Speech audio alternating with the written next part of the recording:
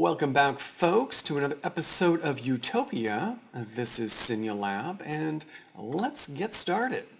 So, between last episode and this, I have been doing some genetics works on those ender bees. In fact, I got rid of the need for them to have a dragon egg, and I've actually secured the ender bee line. They've been sitting in my alveary here, doing its thing. I've last couple days been pulling out a full stack of 64 of these ender drones and been throwing them in there just to break them down.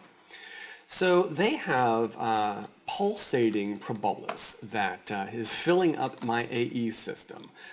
And this stuff we can actually use, got 26K of them, oh my goodness. And these we can actually use to make ender pearls, which is cool because right now I've just been using, now what's interesting is pulsating, you can't find the actual proboscis in any eye, but they make these, the mesh. So 5 of these in a crafting table will make one of these, and then I can use 5 of these in a carpenter, just no water or anything, just by themselves to make ender pearls. So I'm going to set something up like that, a little bit off screen, but we got a lot of those, and that's good stuff. You might also notice that this is much different. I've done some more auto crafting with applied energistics, and the only thing we have here in a barrel now is just the enzymes. The interface I have right here now keeps everything else stocked that is needed for genetics work. And the Steve's Factory Manager just pulls it out of there and puts it in the machines that it needs it, and we're all good there. And so auto crafting is making all of my dyes and all this good stuff. I don't have to worry about that here now with a bunch of barrels. So that was good, streamlining, nice and clean now. So anyway, I'm working on abnormal, needed to do that to get to the quantum so that we could get some, what's the thing I need? Syrtis quartz dust. The quantum bee will give us the Syrtis quartz dust, which I need for applied energistics to make seeds and all that stuff, so we've got an endless supply of that. Abnormals are also, I think, the best ones to do nether quartz, so that's good stuff. But today, I have a different mission in mind. I know I talked about wanting to upgrade this, maybe do some organization there, and actually that may happen, but that's not going to be the focus of today's episode. Today's episode, I want to get all the trophies that there are to get. And there are 25 different trophies. I had collected them all in the last world, and I've been over to Micronaut's place. He's actually gotten a couple by chance, a skeleton and a regular spider, so they are available. They're from open blocks, but I can't seem to find trophies in any eye, so I don't know why. But they do exist, because I went over to Micronauts, I just said, and I saw 2 of them in his AE system, so I know that they exist, so I know we can collect them. And I want to do that. I'm going to set up a whole nother building that will be like the trophy room, displaying them. But I also need a whole different room to make my spawner and all the mobs that we need to spawn and kill to get that 0.1% chance to get the trophy. So that's what I'm going to work on. I'm going to make a room to do a spawning and like that. But that requires mob essence, right? And we've got some here. We've got a little bit more out there, but we need a greater supply of it. So I did investigate an episode or 2 ago on how to convert our liquid XP into mob essence. So I'm going to have to set that up and get that going. And maybe even look at liquid P2P tunnels through AE to get it to my spawning room, which I think I'm going to build it over here, I think. I've got a lot going on over here. This is all water over here. I don't really want to mess with anything over here. It's like a hill right here. I don't want to dig away, so I might just put it up over here. And I don't want to really run these tubes all the way over there, so we'll look at doing some P2Ps. Actually, that's not going to matter. We do need at least an AE pathway all the way over there, unless I wanted to get into a quantum link, but that seems a little involved. I might investigate that though. But like that, I think this episode we are going to do something different than just working on the base here. We're going to make a spawn chamber so we can start collecting trophies and have some fun there. So anyway, let me get started on a few things, and I'll be back when I've got some progress. Hey folks, this has been running just for days and days, and we've got over 7 million millibuckets now. So that's what, 7,000 some odd buckets of ethanol. We're good. I mean, it's going to keep going. That's going to fill up eventually, and when it does, I'll stop this system because that'll be enough to last for quite a while. But I also did get a new router. Yesterday I went out and bought one. And so the little bit of lags that we're seeing now, that's all server side because I've ran some tests and compared it against my friend's router, and it's running great. I mean, things are quick. Even loading back here, I mean, the longest spike that I used to have was, well, aside from returning from the spawn area to here through the Mistcraft books, was if I'd walk over here and then coming back this way, once I got to about this platform, it would be a big long spike. But now it's a little spike. So that's nice. That's a little bit better. I like that. I also did some tweaks with my graphics settings and increased my frame rate up to, whoops, well, let's see here. It says 30. Oh, of course it says 30 now because I'm recording and it's locked there. But when I'm not recording, it's doing 100 frames per second now. At least not when it's loading stuff, but you know, hovering around 60, 70, 80 frames per second, which is very nice. That'll be good for my sanity and lag spike. So anyway, just give you that update. I'll be back. Hey folks, so I'm laying out the groundwork on where I want to place this building, and I want to do it up on this little raised ground here, but gotta start to make this look a little, you know, manicured, like it was all planned out. We don't want to just throw a building down willy-nilly and kind of make it work later. So I've kind of laid out some fence here on where I want to keep some distance from the actual base, and measured a path all the way to the edge of the magical forest that this silverwood tree has started to create here, and marked a center spot that I want to place a building guide that can give me a nice circular pattern that I can go off of to attach these corners.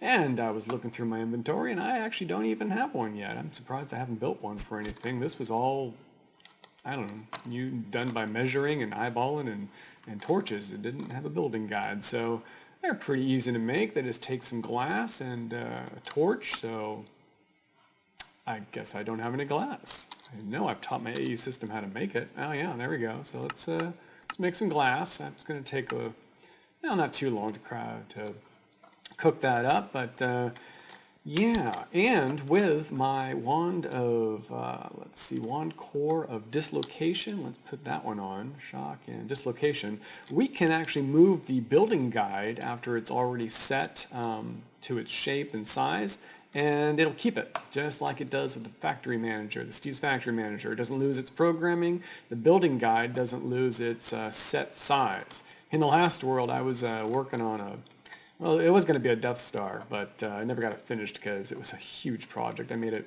way too big in diameter to begin with, and should have made it smaller, but picking up the building guide with the size that it was to just put it away. I don't have any torches in here.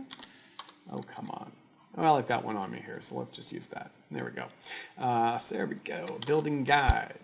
These things are really, really nice. So, you know, here I was laying out torches, which is just the painful way to do it. So let's put that guy there. How come I can't see anything? Huh. Am I not doing something right? Interesting. Usually you see an outline, but it doesn't seem to be wanting to do that.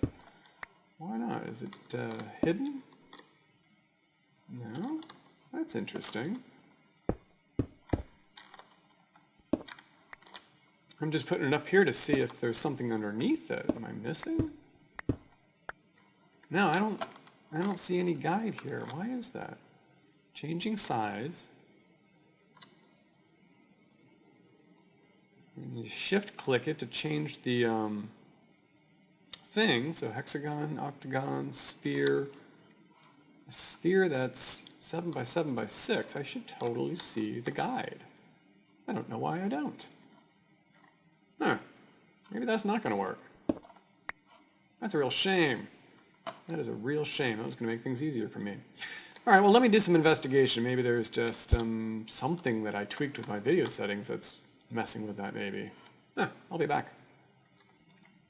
All right, folks, so I got it figured out. I did a little search on the web, and many things are just different. So this just works. You need to give it a redstone signal for it to show the ghost blocks. That's what I was expecting to see. Well, that's very interesting and actually very nice. I don't actually have to pick this up then to hide the blocks but keep the shape and size that I had done for like what I was talking about, the Death Star before. So that's cool. So we want to set this to, let's see, let's get it to, a cylinder should be all I need. In fact, let's show it.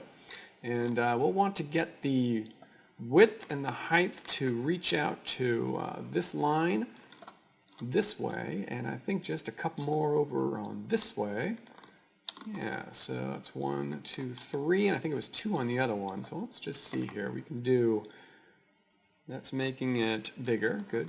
Bigger. 3 that way. I think it's actually 1 too far. Yeah, it's 1 too far this way, so we can just click on the other side to bring it a little smaller that way, but 3 more on this side. Is this making it bigger or smaller? That's making it bigger too. So we should line up with this one. No, we can go 1 more on this one. Actually, no, I wanted to line up with, yeah, I should line up with that. So 1 more out this way. Very good. And this one should be lined up now. Very good. So that will give us the line that we want to build a fence around, just so it's nice and curved. And we'll stop it here and make it line up straight to get to there. Excellent. And so now just turning off the redstone signal to turn that off. I like that. All right, let me get to work and I'll be back. Hey folks, so I got the old ender stuff set up here, and it's making myself some ender pearls, and it's auto crafting the pulsating mesh. I've taught my AE system how to make it, and it's being outputted here by the export bus, and then when they're made into ender pearls, the import bus just sucks them all in.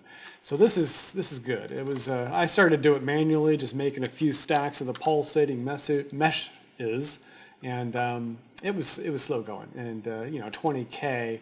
I've gone through 7K to make the ones that are in there, but it's just all automated now. So I'll have a bunch of ender pearls. I've taken the ender bee out of there because I just don't need any more ender pearls right now. I don't think. I've got what, 450 now, and I think by the time all this pulsating mesh is made into ender pearls, I should have, I'm guessing, 6, maybe 800. If it's yeah, maybe if it's less than 1,000, I'll put the ender bee back in there. But I think that's good. That's all automated, so I don't have to worry about that anymore.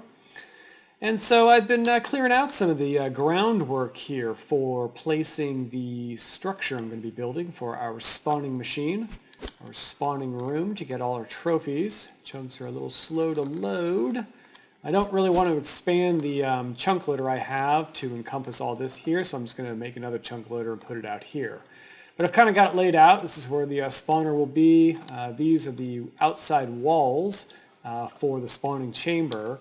I'm going to have some levers and some, drawbridges to get doors to open and close with some glass I had set up in the last world, so I already know how I'm going to have this all laid out. And this is marking the outside wall of the building itself. And along the walls I'll have some bookshelves, and I'll have those safari nets with all the different mobs just labeled and just all surrounded around so it looks all nice. And we can start making anything and everything, or at least the 25 mobs that drop trophies. The one of them is actually going to have me create a an iron golem farm, because iron golems do drop a trophy, but of course you can't, well, I guess you can manually create those, but that would take a lot of iron. And we don't want to do that, so we'll make a little village, a little spawning chamber for the golems to spawn like they do in villages, and we'll just grind them down and like that. It certainly gives a lot of iron there too, huh? Excellent. So anyway, that's the update. Actually, I think one thing I'm going to work on now is a little segue to this. It's not really, yeah, it's a little diversion here. It's like, because I keep making trips back to my main base to grab materials and then go out there and either torches or units or whatnot, bringing back dirt and extra stuff that I picked up while doing some terraforming there. But think it's time we maybe make a remote access point for our AE system so that I can access it out there without having to run back here all the time. Not that it's that far away, but these chunks back there all get unloaded, at least out of my local client, and every time I come back I got a little lag spike to deal with and all good stuff. But well, we can eliminate that with a little end-to-end, not an end-to-end, but a little remote access point. So we get started on crafting that. We'll figure out where we want to put it, at least for now, and then maybe get some radius increases on it to make sure that it's accessible out there. All right. Alrighty, folks. I think I've got the pieces needed to get the wireless terminal now. This dense energy cable was taking a while because I needed to make the mats to make all these energy cells. But I think I've got them all made. Actually, I know I have them all made because they're in my inventory. But let's see here. So we got that, and I think I've got the rest of the pieces in ME. Yes. So I've got the wireless terminal, and I have a wireless access point. Now, let's see. Oh, I bet you this will charge with the wireless charger that I have. Yep, look at that, with Ender IO. Excellent. The range on that still needs to be increased. Actually, I don't think you can increase the range. I think I just need to place some more around the base, but it's charging itself up, so that's nice. Now, well, it kind of flashed something there. Oh, it kind of wants to flash something, but of course it doesn't have a access terminal set up yet, so let's do that. I think I'm just going to place it here temporarily. This is taking off lines off of AE point-to-point number 2, level 2 here, so we're not wasting channels, so we'll drop that there, and that should find a channel just fine. In fact, can this... Now, maybe I just need to wait for that to get connected. Now, there's something I'm missing. Do I need to... Okay, that's for boosting the range. 16 meters. Okay, so that's probably, what, one chunk? I should just be able to right-click this and... I wonder if I need to somehow link it to... well, I guess I would have to link it to something. Otherwise, it would just... I'm unsure how to do that. Let me look that up. I'll be right back. Hey folks, so yeah, it's just different. I do have to link it up to something, but it needs to be this ME security terminal. I need to make one of these, and then I can link my wireless access terminal to my ME system. For security reasons, I can set up who can access it and whatnot. But I don't have all the pieces. I need to get that 16K storage cell here and the crafting something or other, the ME chest. So let me get started on those two last pieces, and then we can get the security terminal made. I can link up the wireless access terminal, and we are good to go after that. I will be back. Alrighty, folks, there's the 16K, and I think that's the last piece I needed.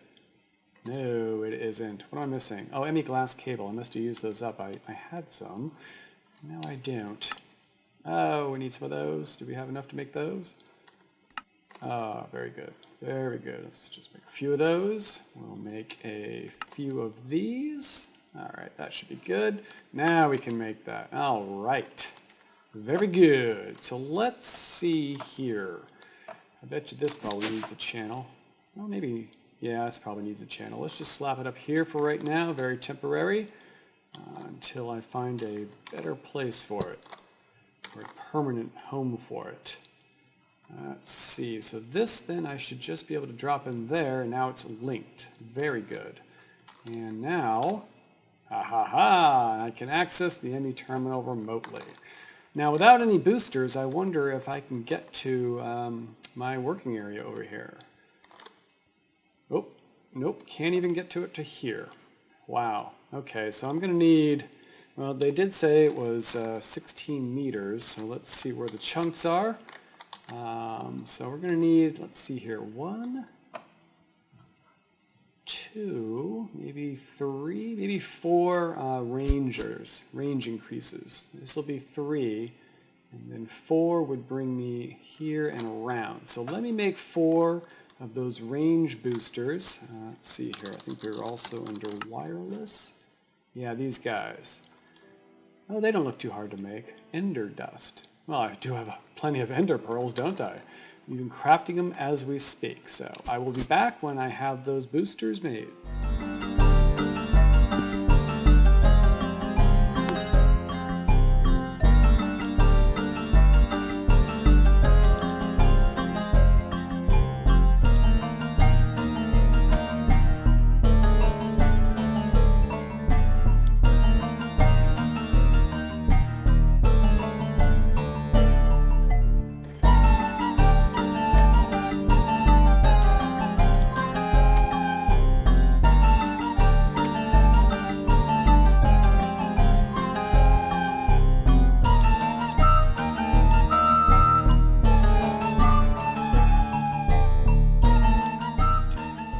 Alrighty folks, so the pattern here actually makes 2 boosters each, so I only had to make a couple of them to get the 4 that we, at least I believe, I need to reach, or I need to reach, at least for the time being.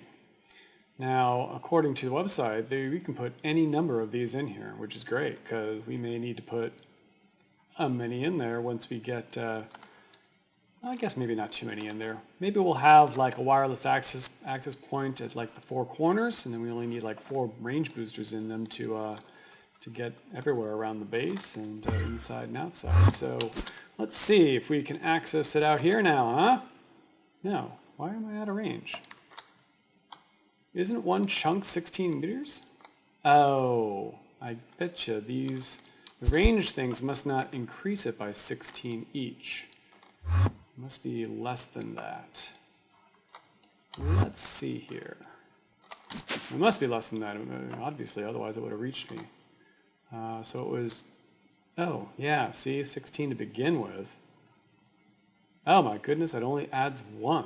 So that's only adding 4. No, that's adding 8. Okay, wait, what's going on with this math here? We've got 4 of these guys. 16 meters, you put 1 in, it's up to 17 meters. You put 2 in, oh, 18.8, interesting. Then 21, okay, so it seems to be somewhat cumulative on an exponential scale maybe. Certainly not a straight 45-degree slant, or slope if you will. So, okay, I need to make many more of these. Let me make some more. Alrighty folks, we've got 16 of these boosters in here now. Good 80 meters, that should definitely reach out there. At least I'm thinking it will. I don't know about definitely, I haven't tried, but I do know that it gets here. Very good. And I know that we can get to the edge of here, because that's where it stopped working when I had 8 of them in there. I got up to here and I wasn't able to access it. Excellent, and I should be able to, let's see, where's that chunk boundary? Over here. Nice. Can I go to the end of this one? All right. Excellent. That's a good range then. We can work and get our AE system contents all the way out here. Won't have to make trips back and forth as often anyway. And that's very good. But with all of that work, we're actually pretty close to wrapping up for this episode. I've got yeah, almost about 30 minutes of footage, so I don't really like to keep, I don't like to have episodes over 30 minutes. I know the last couple have been 31, 33, and that's because I let this time get away from me, because you can just get so sidetracked, right? Because I was going to work on the whole, and I'm still going to work on it, but I didn't get very far. I got some terraforming done, and I've got a wireless booster now, and I've been doing bees on off and on. I'm still just trying to get the abnormal locked in the constant genetics so that the drones are, they stack in here and they're all the same. It's close, but I don't really want to do the whole larvae avenue just to get the 1 or 2 things that are left there to clean up, just because I don't want to. But anyway, folks, I'm not going to do too much off screen between this episode and next. I want to leave the workings necessary for this mob machine room that I'm working on for on-screen activity. Come on, chunks, what's going on? There we go. But we've got a nice open spot here. I think maybe off-screen I'll work on this. I want to do maybe a little reflecting pool, maybe, you know, some sort of pathways that are starting to go around the base. Get some of that greenery. Get some of those rubber tree leaves that look the same in the desert as they do in green lush areas. And start to get this looking a little bit more manicured and presentable. It could look kind of nice when I had the reeds over here right next to the silverwood tree, but then I moved those, and now it's been kind of barren over here. So we need to get something going on here to give it something. Maybe get a fountain in the center of a reflecting pool right here, huh? That might be pretty cool. I'll work on that between this episode and next and show you what I have when I come back. But anyway, let me try that again. But anyway, folks, I hope you enjoyed this episode, and I will see you in the next one. Have a good one. Bye-bye.